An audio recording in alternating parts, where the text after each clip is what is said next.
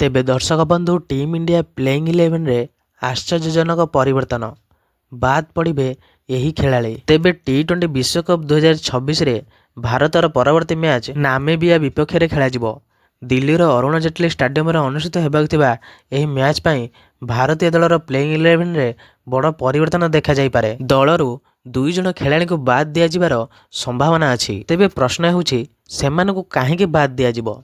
जदि सेमानकु बाद दिया जाए तेबे सेमानक स्थान रे किए रहिबो। तेबे भारत टूर्नामेंटर प्रथम मैच मुंबई रे अमेरिका विपक्ष में खेलिथिला जेउथिरे से 29 रन रे जीतिथिला। तेबे टीम इंडिया रे प्लेइंग 11 रे 2टी परिवर्तन स्पष्ट भाव में दृश्यमान हेउछि। एही परिवर्तन गुड़िक अभिषेक शर्मा एवं मोहम्मद सिराज होई पारे। उभय खेलाड़ी नामीबिया विपक्ष में दलरू बाहर थाई पारंती। अभिषेक शर्मा असुस्थता जोगु बाहर रहिबे आउ बुमराह को प्रत्यावर्तन जोगु सिराज को साइडलाइन करा जाई पारे। तेबे अभिषेक शर्मा को पेट संक्रमण जोगु दिल्लीर एक हस्पिटाल भर्ती करा जायछि। से अमेरिका विपक्ष में प्रबल ज्वर सहित मैच खेलिथिले।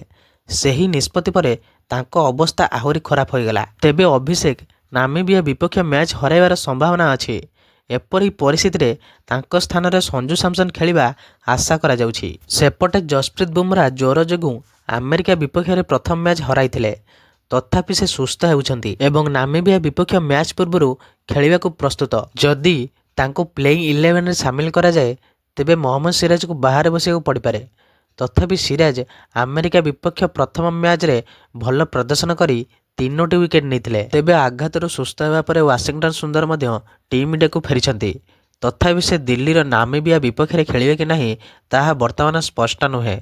जदि से मैच फिट थांती तेबे टीम इंडिया मैनेजमेंट ताकू कोलंबो रे पाकिस्तान विपक्ष मैच पूर्व एक मैच रे खेलिया विषय विचार करि पारंती। एपरि क्षेत्र रे रिंकू सिंह को प्लेइंग 11 नु बाद दिया जाय पारे। तेबे एही भली प्रकार वीडियो देखे पाई आपण माने एही चैनल को सब्सक्राइब कर दियंतु कारण एही भली प्रकार वीडियो आपण माने एही चैनल देखियो पाइबे।